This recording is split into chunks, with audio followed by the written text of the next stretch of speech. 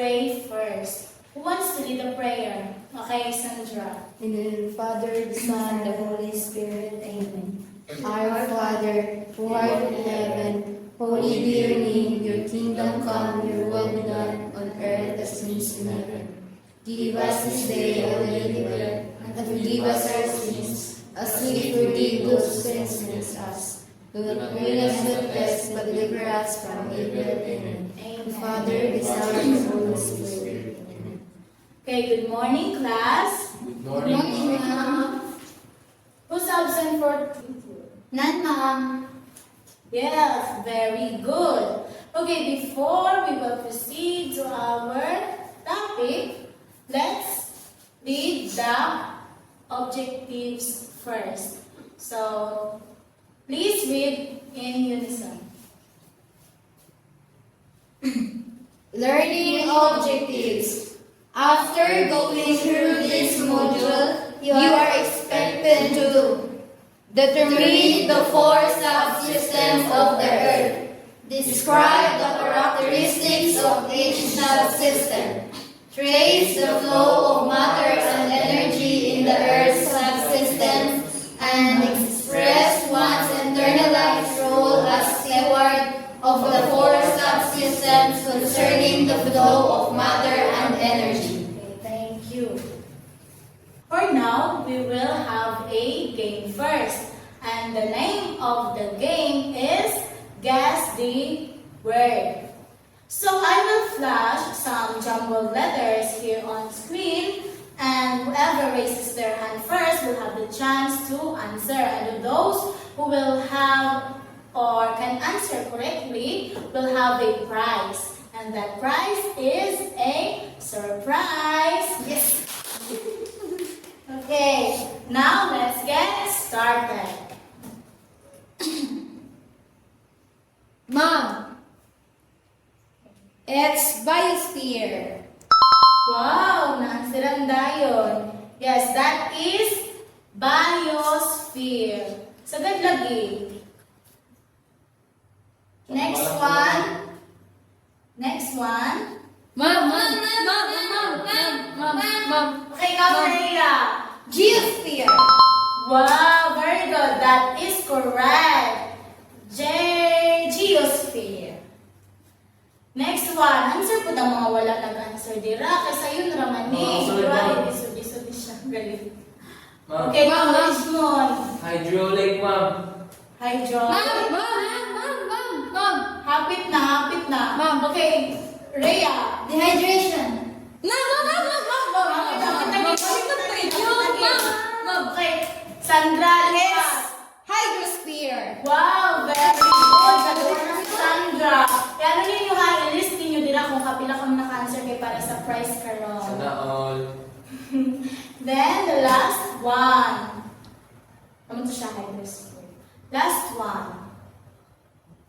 Ma'am. Okay, Richmond. Ano ma'am? Ng thermometer, ma'am? Thermometer. Mom. Ano? Si Cloudosphere. Clouds. May clouds. Cloudosphere. That's wrong. Ikaw, Sandra. Thermosphere. Thermosphere. Ma'am. Ang pare, ang hapit-hapit na gid siya Uy, dira. wala na, ma'am. Okay, ikaw. Atmosphere, ma'am. Wow, that is the Ay, correct answer. Atmosphere. Okay, next. What do you think was our lesson for today? Mom, Hey, Sandra, about Earth. about the earth. Ikaw, Rhea, ano sa mga About the Earth, what, Mom? about the earth world, say Ma'am. no, si May. Yes. Sandra. About sphere, Mom. Sphere. Since the word and the Mga sphere. sphere. Ma'am, Yes. ma'am. Kaya ikaw, no, Rhea. Kaya The four spheres of the Earth. hala, kapit na dyan siya kayo. Ikaw, Richmond, dun sa man. Ma'am, the four earth system. Naikulang. Ma'am. Okay. Okay, ikaw, Rhea, what The four subsystems of the Earth. Wow!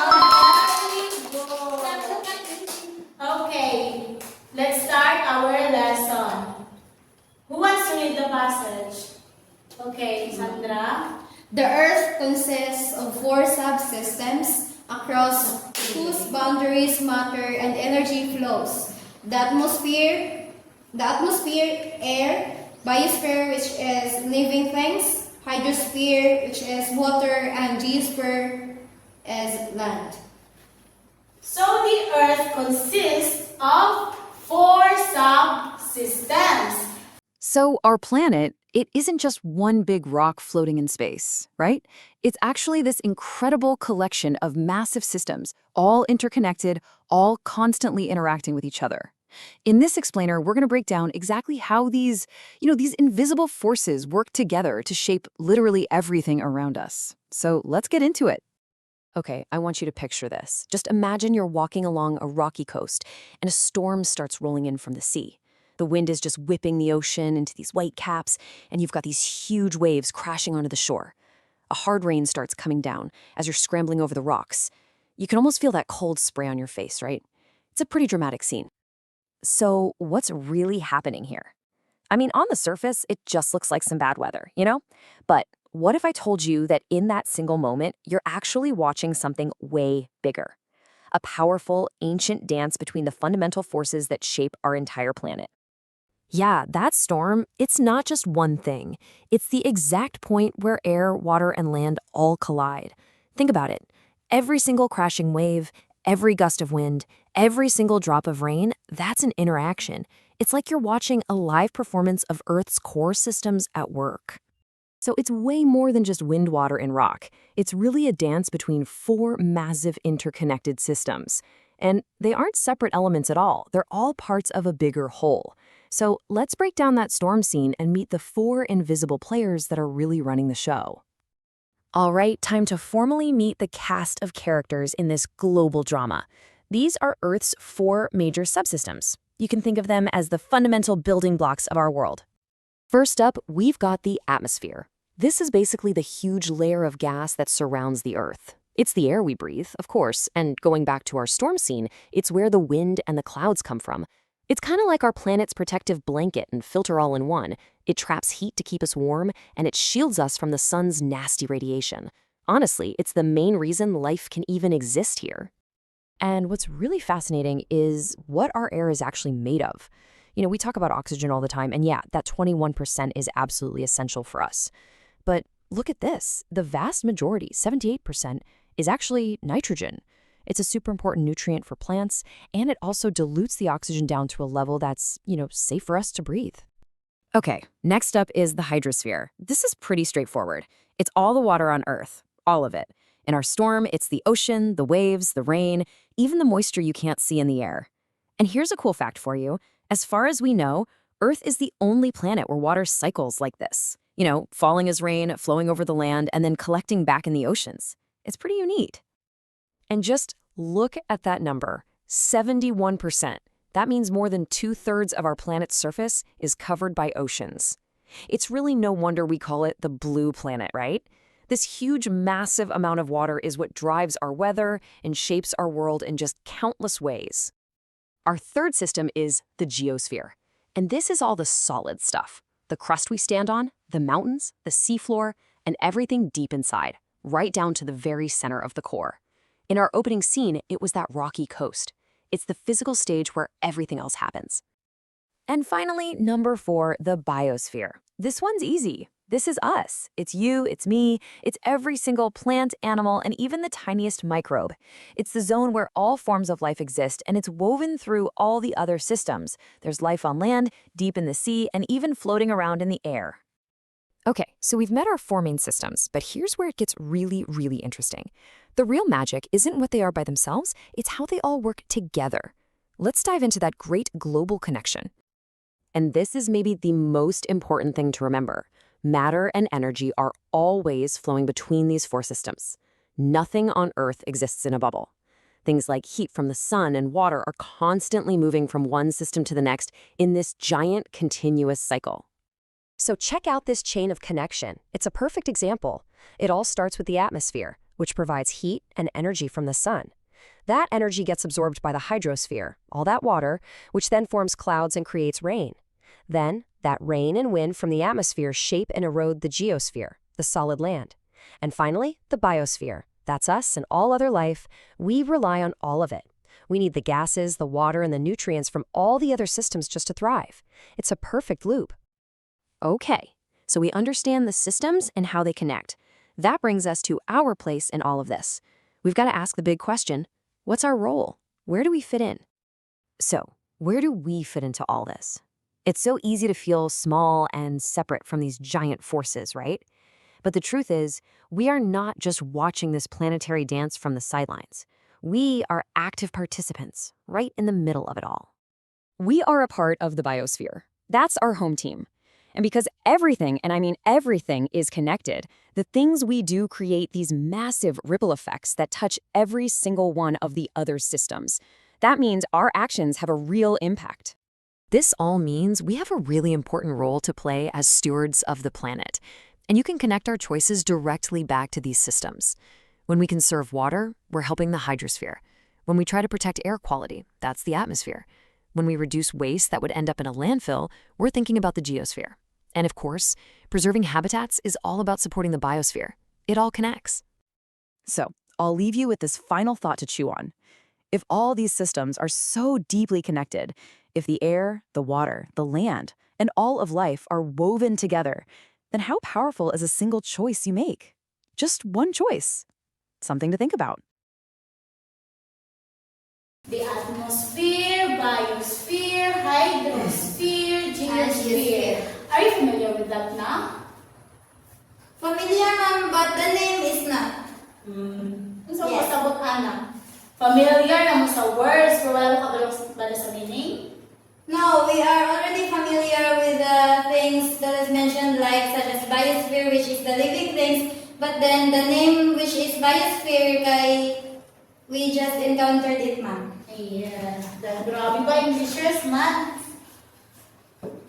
Mura rin siya sa Encantadia na ay hangin, lupa, na ay Gusto mo?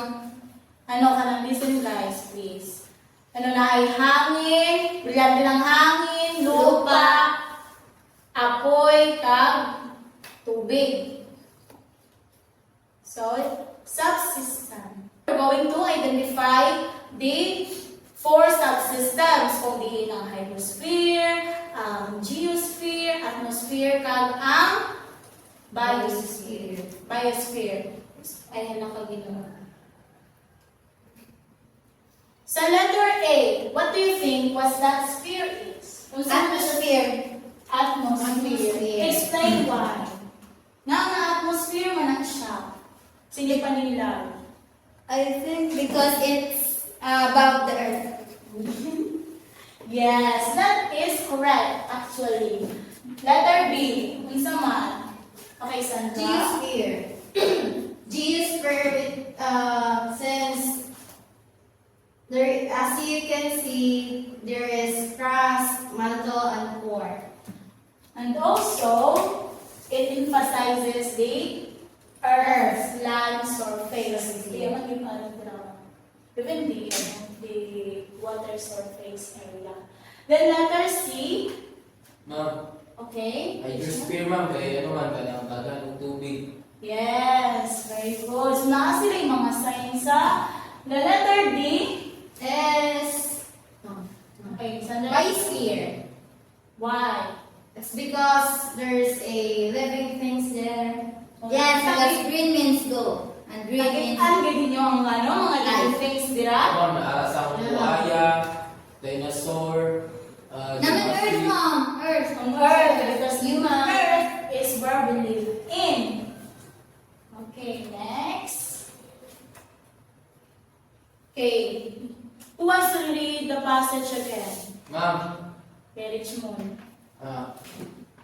the 4 subsystems of the Earth are atmosphere. It is the gaseous layer above the Earth's surface, primarily composed of 78% nitrogen and Nitrogen. 21% oxygen. Other gases like argon, carbon dioxide, carbon monoxide, ozone, and their inert gases made the remaining 1%. So, as what we have or flashed here on screen earlier na ay ang sa atmosphere is the air. So, it is a gaseous layer above the Earth's surface. So, the atmosphere, hindi natin siya makita diri sa Earth, nga kanang hindi natin siya kanang, ay wala siya sa land surface area sa Earth. Kaya naa siya sa above. So, which means, kana naa siya sa buwas. Hindi siya within the Earth language siya. Then, primarily composed of 78% of nitrogen, and 21% of oxygen. Oxygen, ano sa ganyan ang oxygen? Saan ang oxygen? Gusto ba na matabang sa oxygen sa ato?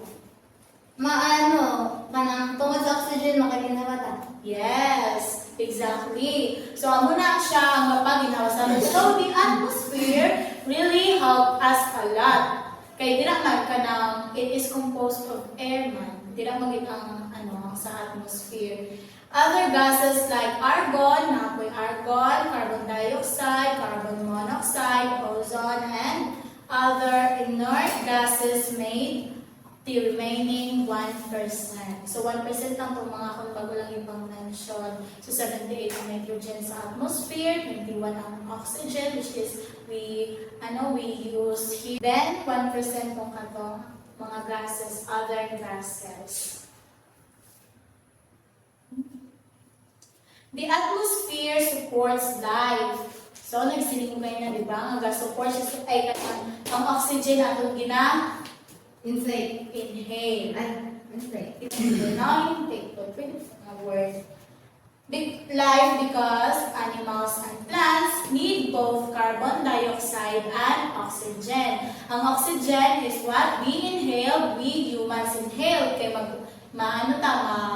mabuhay ta by the help of oxygen. Kaya mo natin gina-inhale. Then, the carbon dioxide, makahelp siya sa plants. Kaya ang ilahang gina-inhale, dapayo kung sa atin ng oxygen, then sila pag may carbon dioxide ang ilahang gina-inhale. So, it helps a lot. In addition, the atmosphere supports life indirectly by regulating the climate. So, the atmosphere is the one who's responsible for regulating climate. It is due to that pag naa gani diri nga water, kana ma-collect nga water sa mga basins, iyahan na siya sa suyupon, maabot siya sa atmosphere. So pag masuyop na to niya nga kan mabugat na ang kanang gases nga which we call clouds, mabugat na, so muulan siya. And the water nga mahulog sa mo to ng product sa atmosphere. Amo na siya nga makakuan siya sa climate, makaregulate siya sa climate. Amo siya ang pinakasugdanan sa pag-regulate sa climate. The air acts as both a blanket and a filter, retaining heat at night and shielding from direct solar radiation during the day. Now let's proceed to the second one, which is biosphere. Who wants to read? Ariel. Biosphere, the zone of the earth where all forms of life exist.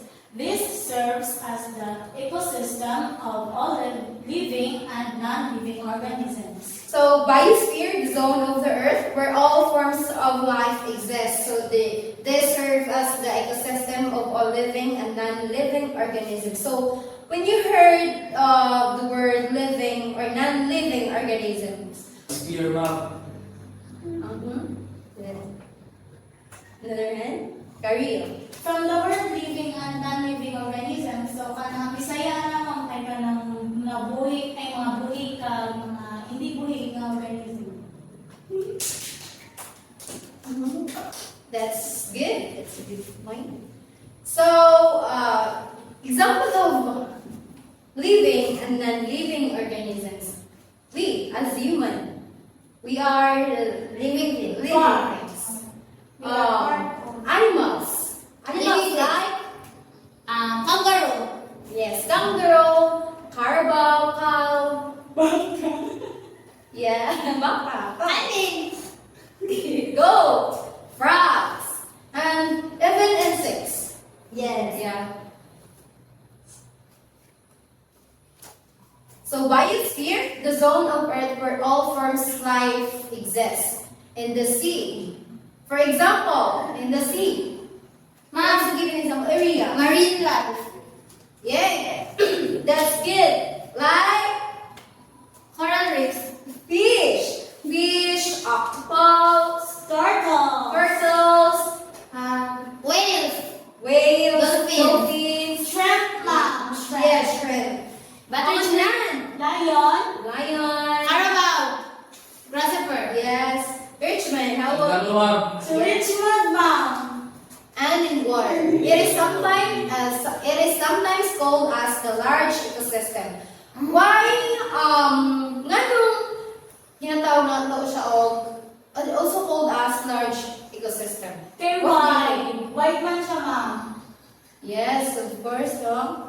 This is the zone that life inhabits. Biosphere is a very thin layer of the Earth's surface. So again, what is biosphere? Where we live in. And Mabuhay ta. okay? Pwede po ta pinapatay. Or yeah. It is the zone that life exists. So biosphere in a simple term, Habitat. where all forms of life exist. Yes. So let's move on to geosphere. So who wants to read? So sige ka rin. The solid Earth consisting of the entire planet from the center of the core to the outer crust. It includes the core, mantle, and crust of the Earth. Thank you. So geosphere. So the composition of geosphere is it consists of rocks, soil, and sediment. So who wants to identify the structure or layer of the Earth. Earth? Una lang sa Sir, Sandra, what? Ano lang, kanang isa-isa lang. So, what's this layer? Kung saan yung lava. Lava. no, that is crust. Lava. Cruster. Crust. Very good. It's crust. Sir. Next is, Sir. sige, Ria. What is this? Ah? Core. Jungler. Core. No. Mantle. No. Inner core. Very good. Yes. So, next, what is this? Hindi ka Kung saan siya, ano? Twin core. Minton. Sir. That's outer core. Wrong. Mantle, sir. Sige, Ria. Mantle.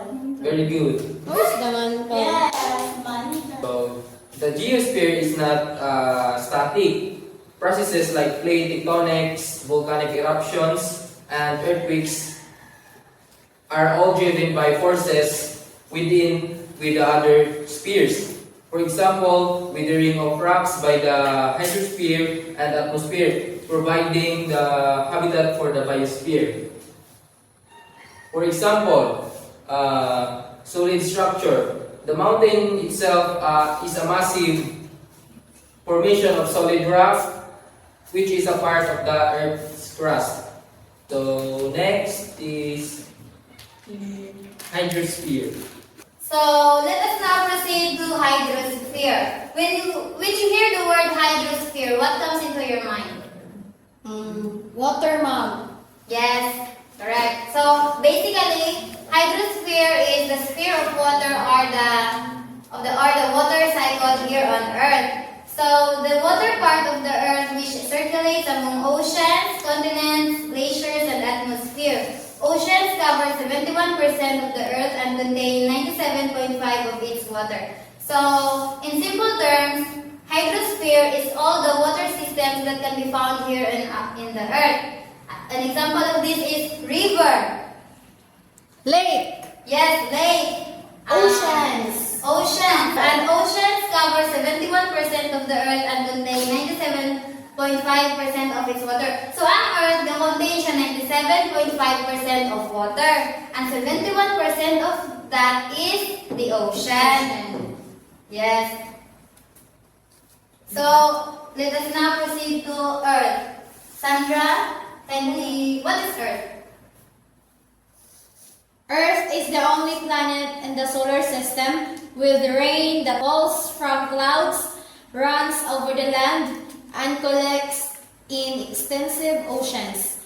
It is also the only body we know that supports life. Yes, so in basic terms, we live here on Earth. Yes, because Earth is the only planet that has Life. Yes. Oxygen. What about other planets? They can support They it can because support life. other planets is only made of gases. Yes. Correct. So it is also the only body we know that supports life. And okay, can we sing the planet's song? Yes, ma'am. Okay, 1, 2, 3, go.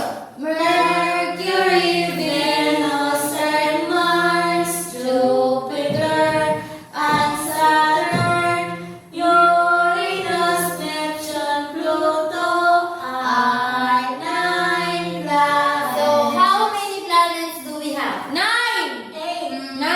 8. 9. 8. Okay, Karil, why do you say that there are only 8 planets? Because the last planet that is mentioned on the song was not considered as a planet because it is a what? Yes, it is not considered as planet because compared to any other 8 planets, ang Pluto kay gamay siya. So it is not the same size as the other, and also wala siya ga-orbit parehas sa Earth, sa Mars, di ba ga-orbit ang iban. So ang Pluto is the only planet that doesn't orbit, so it is not considered as planet. Understand? Yes, ma'am. So now let's classify what is the surface of the Earth and how many percent does the water has in the Earth's surface. 70%, ma'am. Yes, and the land? 30%. So if ever na ay calamity nga mo sa ato do you think masave ta if na ay tsunami? Ano? No. Small percentage. Yes, mong dapat we should preserve our earth or our mother earth. Kay one swept away of water, pwede tatanan mga Matay. di lang pagbatay, pero mga Anon. Okay, and by the way, do you have any questions? No, ma'am. Are we good? Yes. Are we clear? Yes. Any questions? None, ma'am. Any violent reactions? None, ma'am. Okay, since we are all clear, kindly take a look or take a peek, and also pwede na dahil ninyo dili mo take I will later send it in the LMS, so you will have just to access it and dito ninyo i-put in your answer. Yes, ma'am. Thank you, ma'am. And answer this kindly in 1/2 crosswise. Para first place pa. Yes, 1/2 crosswise. Are you guys done? Not yet, ma'am. Okay, 1 minute left. Okay guys, are you done answering? Ma'am, ano ko, ma'am? Okay, please collect Richmond.